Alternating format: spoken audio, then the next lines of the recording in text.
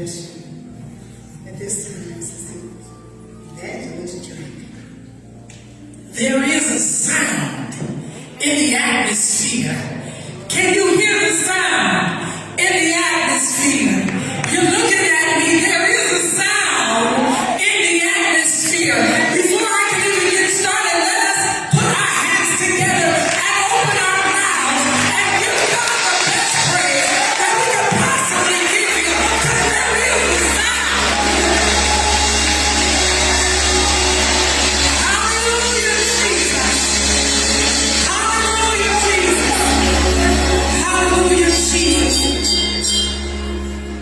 Tonight we're talking about the sound of the keys. And as I was studying this thing out, I began to look up the word sound. And what exactly did that word mean? And it says, according to the Merriam's definition, sound is the vibrations that travel through the air or another medium that can be heard when they reach a person's or an animal's ear. Then it goes on to say the sound is produced by continuous and regular vibrations as opposed to noise. There is a difference between a sound and a noise. Tonight we want to talk about the sound of the keys, not the noise of the keys, but we want to talk about the collaborative efforts when we come together and we put our hands together and we open up our mouths with one accord and we begin to magnify and lift up the name of the Lord. Why? Because there's a sound. And glory to God. There's a sound that the Lord is looking for. When there's time for things to be moved around, there is a sound. And you don't believe me? Let's go to the Word.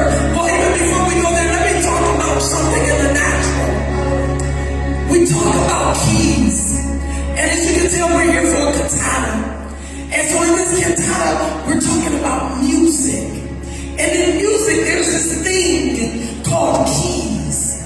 Keys, keys, keys. How would we define keys? Keys would be a sound, it would be a group of notes based on a particular note and comprising a scale regarded as forming the total basis of a piece or passage of music, such as E minor or A flat or B flat or C sharp. Here's what's interesting about keys. Each key has its own distinct sound, but when you play keys together, my God, today, and I need y'all to understand where I'm going with this. If you give me a C, and then you skip the next note, and you give me an E, and you skip the next note, A, B, C, D, E, F, G, you give me that, it makes a chord. And when you play that chord together, there's a sound that begins to resonate throughout the earth and throughout the land. And so what we're doing today is we're creating a sound that is going to change the atmosphere.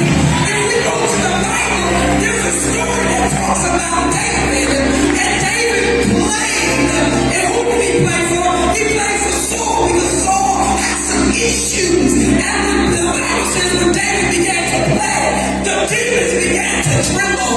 They began to move. They began to shift in the atmosphere. But let me shift you over to the New Testament. In the New Testament, they read out of the book of Matthew today, and they talked about the keys of the kingdom. You need to understand the only way that David could play in such a way was that he had the authority of the Holy Ghost. So in the New Testament, when they talk about getting the key, God has then given us the key to the kingdom. That key is set specifically for whatever issue and whatever problem you have. So when you take that key and you put it into the lock and you turn it, you shift the outcome. So what was locked is now open. So what God is saying to you here in the book of Matthew, He's giving you the keys to the kingdom. Whatever the issue is, whatever the problem is, whatever the situation, you have the authority to take back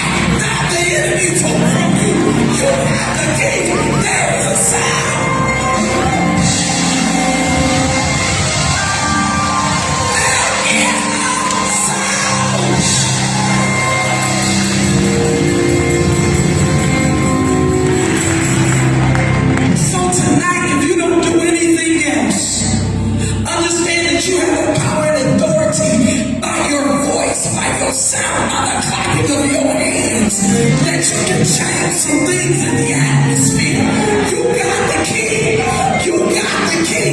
But you got to make a sound in order to unlock that thing tonight. So I'm encouraging you to make that sound. Take your key. Turn